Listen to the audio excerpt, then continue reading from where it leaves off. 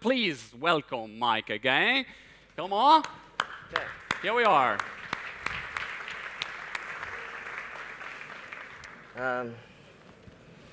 So we have three. Why don't we rearrange this here? Here we go.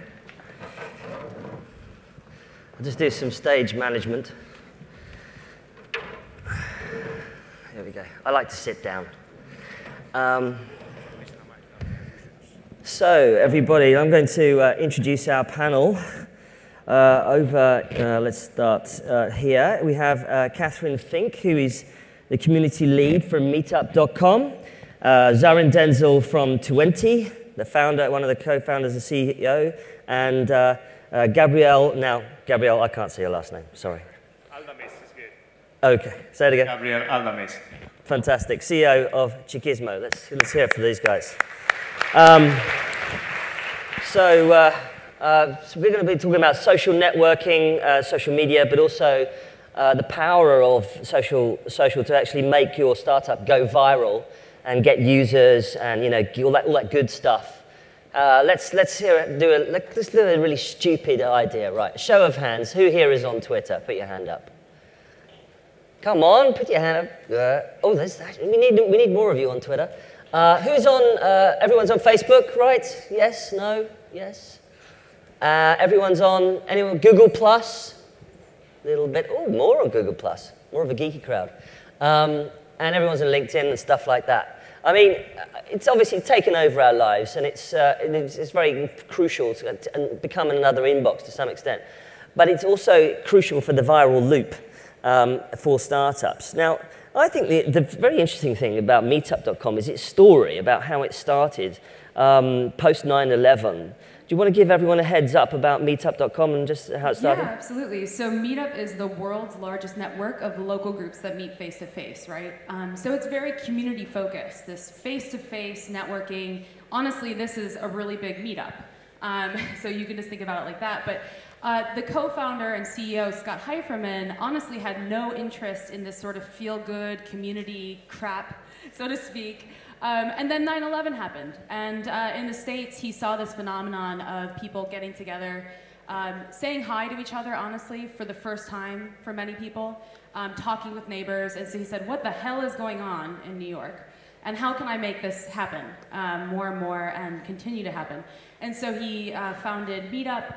And here we are, 10 years later, 11 million people all around the world. That's amazing. But, I mean, it didn't just start from scratch, and it obviously had some sort of virality built into it. Well, MeetUp, people meet up around their common interest. And so it's really interesting in those early days, people were meeting up around things that they were very passionate about, and there were some surprises in there, like Xena, the warrior princess TV show. The TV show? Right. People being really passionate about that. But what we've seen over time are the, moms are number one on MeetUp for mom play groups. Number two is outdoors, hiking, things like that. Number three is business networking. So what Italians seem to be especially good at is this sort of face-to-face, helping each other out, connecting, collaborating. And mobile is massive right now, of course, and everyone's talking about mobile first. MG Siegel, my colleague on TechCrunch, is constantly talking about this. At Tuenti, Zaryn, you zeroed in on mobile from the word go, and that almost had inbuilt virality in it, right? Yeah, so I think that mobile kind of hit us right in the forehead. When you look at social networking, you look at the recent evolution that you've seen in terms of coming from social networks that were anonymous and we had a nickname, going to a social network where you had your real identity and your name was on the internet and you had your real relationships there. We saw that became the standard. The MySpaces of the world kind of died out. Everyone focused on these networks like Facebook or Tuenti in Spain. Where you had a real relationship with people, and that was you and the internet. And then mobile's come along really in the last couple of years, and it's upset that entire ecosystem. So what's changed is the fact that now, everyone in this room, I'm sure, has a smartphone on them. And when I started my company in 2006, very few people would have them. I mean, if you worked in a business, maybe you had a BlackBerry, corporate BlackBerry, but you know, that fundamental shift where there's been a massification of smartphones has really changed the social networking industry, because we grew up, you know, Facebook, Tuenti, a lot of these other networks using a technology that was popularized by a company called Plaxo, which is essentially a way to get you or trick you to take your address book from your email account and invite all your friends. And that's how we got big. That's how social networks grew so quickly. And what mobile's done is that mobile's allowed people to do what we did with the Plaxo technology and what we did on the web. Mobile's allowed people to do that on the mobile phone, right? And so Instagram, for example, WhatsApp, all these companies can suck the contacts out of your phone book and can then use your phone book as a way for them to grow and invite all your friends. And what that has done is it's upset the ecosystem. So, you know, what were traditional powerful players that arguably had a locked-in network of users are now being upset by new companies like WhatsApp and all these companies that can suck the contacts out of your phone book. So I think it's especially interesting for new startups and companies in saying that, you know, there's not a locked-in advantage for these traditional web companies, because the mobile phone and the address book is opening up a whole new era of virality that's actually questioning who's really dominant in the ecosystem. But there's been controversy about that, hasn't there? You know, and certainly I think in Europe we also have to consider different kinds of rules that govern, you know, the use of data and things like that. There's been a lot of stuff at the EU about this. I mean, do you think that window of opportunity around the address book is going to be open for a while, or do you think it's going to be a window that closes? Yeah. So I think, you know, firstly, you know, on the first point about operating in Europe, you know, before I started Tuenti, I had a social network in the United States, and the regulation and the ecosystem in the United States is very different. You know? Here in Europe, you have both national regulations, you have European Union regulations, and what it does is it creates a lot of barriers that you have to jump through and a lot of legislation you have to agree to. You know, I think actually we've worked very close with Neelie Kroes and the rest of her team in Brussels, and I think we have a very positive relationship, and I think we're actually setting a series of very good standards. We have a safe standards agreement that we've agreed to with all the other major social networks in Europe. And so I think we're making progress, but all of those agreements are largely about web, right? And what's happened is that mobile's grown so fast that we actually don't have very much regulation about mobile in general. And so when you talk about regulating how you can use the phone book, I think it's more than just, you know, what a social network's doing with the phone. It's what everybody's doing on the phone and what's happening with phones in general. You know, on the web, you know, the way people are using cookies and these things are becoming more popularized, and people are understanding, wait, you mean when I go to a website, they have information about me and they track me everywhere I go? But I don't think people realize that on the mobile phone, there's a whole nother layer of complexity to that. I mean, you know, most of your applications, you're always logged in all the time. You know, your payment details are actually like front-loaded and a lot more accessible through mobile payments. I mean, one of the problems we've had with a lot of users is that people will pay for things to their phone. They won't even realize they've paid for it because some of these mobile payment gateways make it so easy, right? So I think that there's definitely so much happening in mobile that we're going to see more regulation. We're in danger of moving into a mobile panel rather than a social panel, but mobile is so important to social right now, we can't get away from it. But going back to the general theme of social, now it's very interesting to me to have seen platforms develop like Twitter and its API being produced, you know, the Open Graph from Facebook, and then eventually much more sort of niche applications have emerged. And Gabby at Chicisimo, you guys have very much looked at the social aspect in a niche in terms of fashion. I just want to kind of unpack that for us a little bit. Yeah. So this all started some years ago, and we were based in San Francisco, and suddenly, well, we were looking carefully at the fashion space. Okay, it was a space that we liked. And suddenly, one day, we discovered that there is a small group of girls who every day they take pictures of themselves, of what they are wearing, and they share these pictures on Flickr and on their blogs. Okay? Our first reaction was, these girls are absolutely crazy. Okay? But then we thought, this is absolutely amazing. these girls are doing something that already millions and millions of people are doing, no? Which is sharing a personal aspect of their lives for which they are passionate. They are documenting that aspect of their life, and they are helping people, friends and other people, discover new styles, new products, and new brands. Okay? So from these girls are crazy to we love this. And then we thought, someone should build like a Last FM for fashion. That's the way we framed it in our head. No? So some years later, we decided to do that. No? We launched Chicisimo.com, which is exactly that, a place where girls all over the world upload pictures showing what they wear, are saying, well, this skirt is from Zara, or these pants are from Topshop. So this is the basic, no?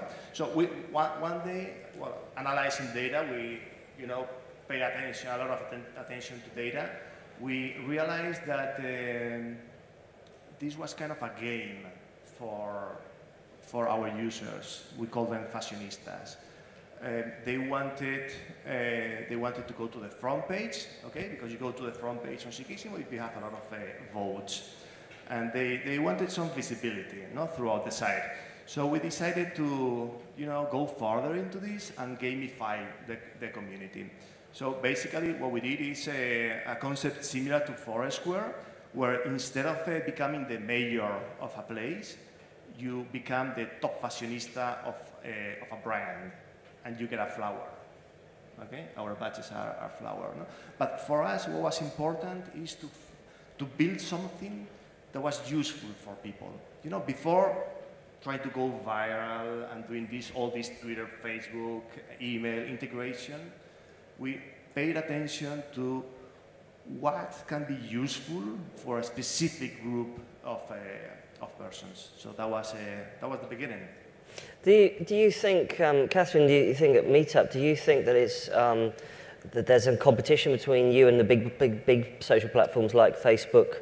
I mean, are you seeing you starting to be locked out of things, or not? No, not at all. In fact, I would say that internally as a company, we don't see them as competition. Also, MeetUp members come to MeetUp for something very different than Facebook.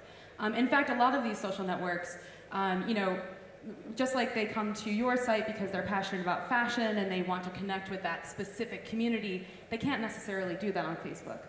Similarly with MeetUp, Facebook is great for connecting you with your friends, LinkedIn's great for connecting you with your business partners, Twitter is good for connecting you with Ashton Kutcher or whatever. Yeah, me and Ashton Kutcher hang out a lot.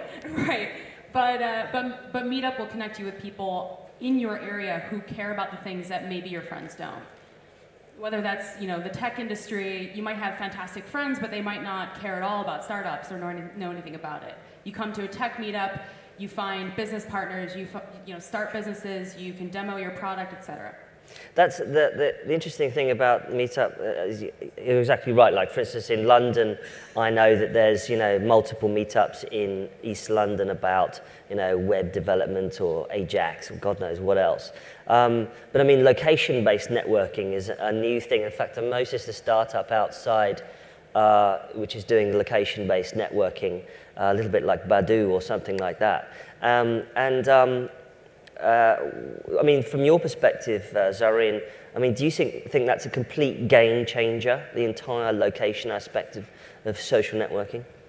Yeah, I mean, I think it obviously goes directly to the fact that when you move from a web ecosystem where you're connected to your computer to some extent, even if it's a laptop, I mean, you're not going to carry that around everywhere. When you move from that ecosystem to a mobile ecosystem, what you're really doing on a mobile phone is you're bringing the internet with you rather than kind of having to go and sit down and use the internet, which is what you do with a laptop or PC. And so I think that fundamentally changes. So once everyone has the internet with them everywhere, I think you have a layer of applications, in particular social and location-based applications, that add something to that experience, right? And I think we're going to see a lot more applications in that space. You see with the new iPhone software, they just launched this thing that's called like Friends Around You or whatever. I mean, I think while Apple's a phenomenal hardware company and they make a great operating system, I think their social and consumer software, it hasn't been very good. I think they've failed almost everywhere. I think that like Ping, they had Ping, didn't they? Which was supposed to be, and that like didn't go anywhere. Total failure. Yeah. Yeah. I mean, I'll tell you right now, this new Find Your Friends thing is going to fail too, just because it's too complicated to add people. It's not front-loading people. So, you know, I think once you start to you're going to have more applications in that space. So I think it's a really interesting space, especially if you have a startup that someone's going to nail that and they haven't nailed it yet. Can I add one thing too? I don't think it's just convenience, although that's certainly a major part. I think people are also hungry for that kind of real connection. I think there's a certain fatigue for the level of social networking you can do online, and that people crave that more locally based, relevant kind of contact. Who here is sick of social networking? Anyone? One person. No, you shouldn't be too sick of it just yet. We're only just getting started. Is there any questions for our panel, actually, about the whole issues around social? I mean, maybe you've got a startup, you're trying to get out there in the social space or mobile or location. We can address. And if you don't have any, that's okay too. Let me just briefly go back to the sort of the niche aspect of it. I mean, you've cycled off fashion.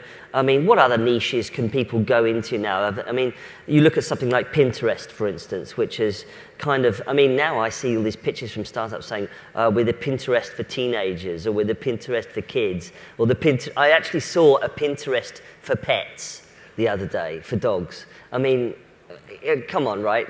We can't have ridiculous numbers of niches, can we? Or what niches actually work in social, do you think? Yeah, well, sometimes I wonder whether we should define this as social networking. I see it as a utility. In our case, when we decided to go for Chicisimo, we didn't say, hey, we're going to create a social network around fashion. And I'm sure there are tons of it, no? We decided, we thought what could be useful for people, no? And I think there are tons of opportunities in many niches, no? But I think you have to think in terms of utility for different niches and understand very well those niches and serve what they really want, no? But just talking about fashion, I don't think that, or talking about pets, I don't think that would scale that much, no?